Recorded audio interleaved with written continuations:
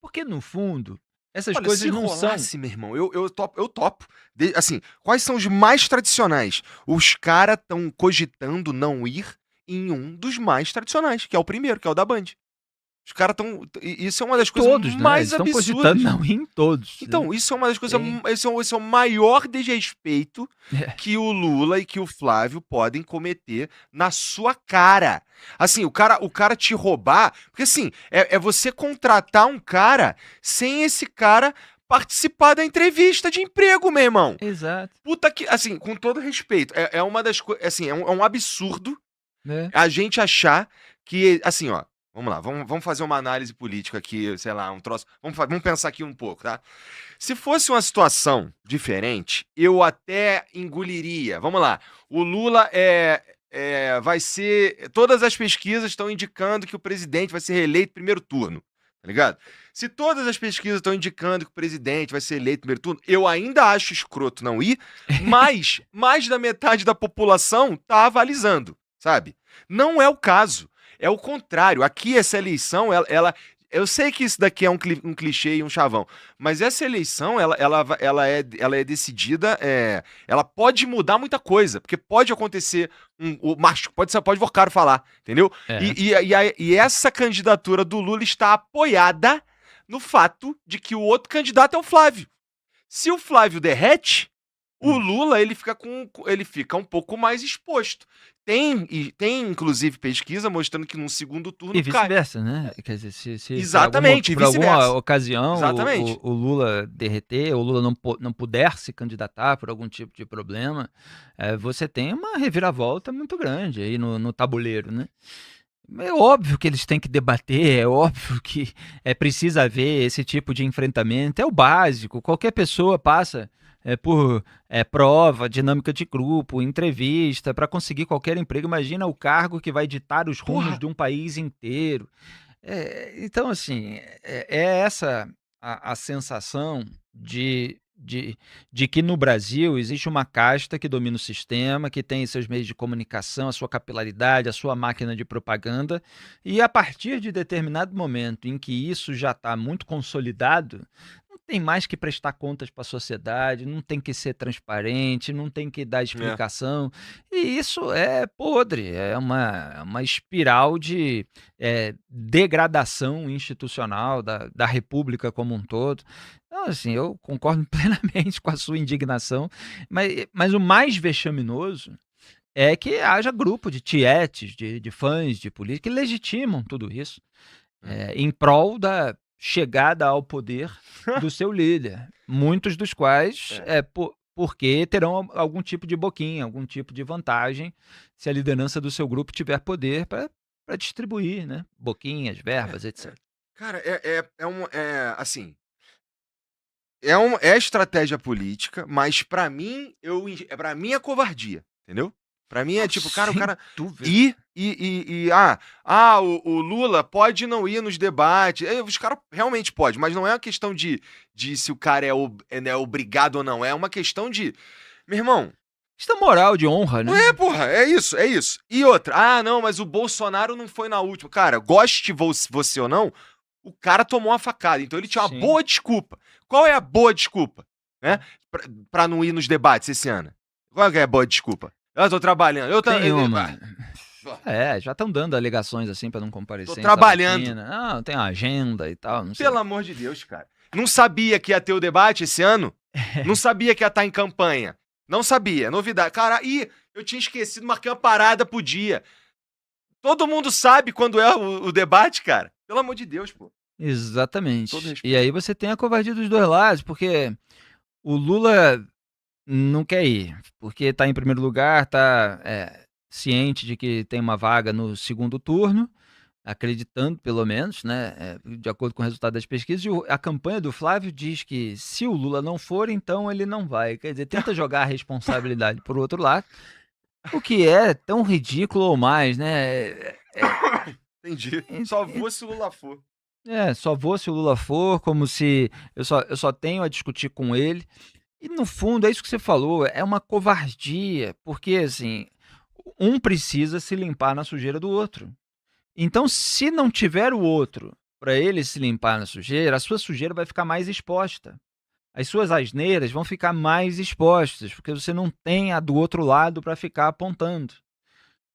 Caiado, Zema e Renan, isso não é uma questão de afinidade, alinhamento, gostar, não gosta, etc. Eles têm trajetórias que têm menos manchas, que têm menos escândalos Uhum. do que as lideranças, pelo menos ocasionais, né, no caso do Flávio, mas as lideranças desses grupos políticos. Porque são grupos que já estiveram no poder, são políticos que já foram acusados de crimes de colarinho branco. O Lula foi condenado em 2 instâncias no caso do sítio de Atibaia, 3 instâncias no caso do triplex do Guarujá. Depois, por manobras processuais, a sujeira foi varrida para debaixo do tapete. Invalidar a prova não significa que os fatos não aconteceram, Uhum. fatos graves. Independentemente do julgamento no tribunal, os fatos podem ser analisados por qualquer cidadão. É só não abandonar o exercício da inteligência. É só você ler o processo, é só você ler os comprovantes, é só você ler os elementos de corroboração. Independentemente da validação para uso no processo judicial, tem muita coisa ali que comprova aquilo que aconteceu.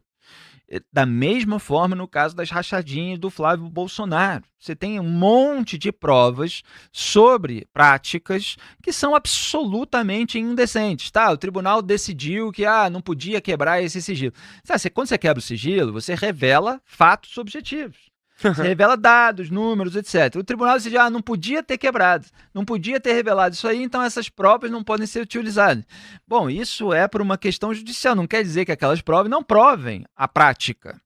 Então, assim, ele já tem um histórico de esqueletos no armário muito grande e que envolve famílias inteiras. Olha aí, o Lulinha agora é alvo de 3 inquéritos, 2 autorizados pelo André Mendonça, 1 pelo Flávio Dino, ainda tem um quarto que o Dino autorizou, que é para apurar vazamento no âmbito de um desses casos.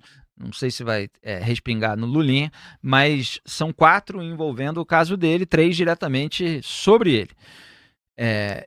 E no caso do Flávio, você tem o pai preso, o irmão condenado e se dizendo exilado nos Estados Unidos, que é uma mentira. O Eduardo não está exilado nos Estados Unidos.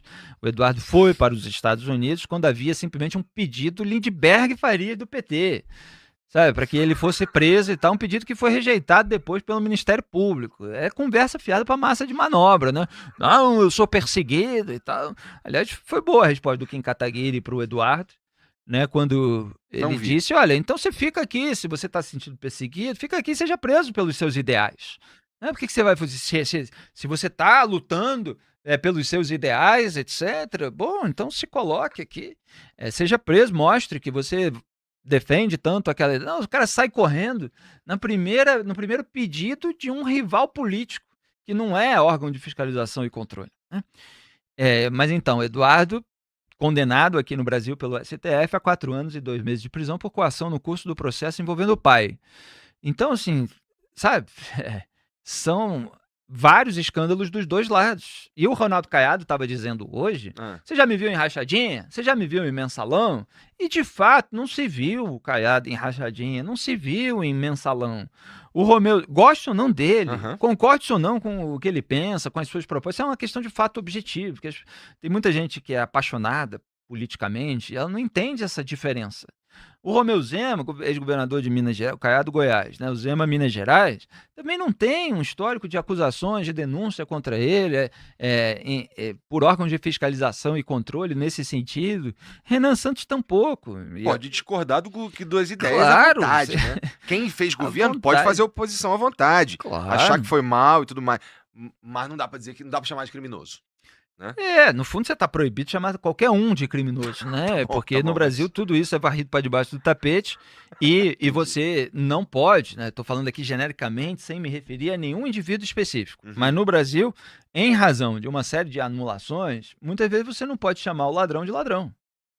Todo mundo sabe que o sujeito é ladrão, mas como ele não é alvo de uma condenação judicial com trânsito em julgado, etc., você se chamar uma pessoa assim de ladrão, seja quem for, não estou me referindo a ninguém especificamente, você pode ser processado. E esse é um dos problemas de você ter um poder judiciário contaminado, né, pelo ativismo, pela blindagem, por outros interesses que não sejam o da justiça. Isso aparece na obra de um monte de autores ao longo dos últimos séculos, sabe. Assim de cabeça já me lembro de Adam Smith, o pai do liberalismo econômico, mostrando como sem justiça, sem você Uhum. punir as pessoas que infringem as regras, você não consegue o resto, o capitalismo pujante. E olha, o Brasil é muito exemplo disso, porque essas pessoas elas vão ficando na administração pública.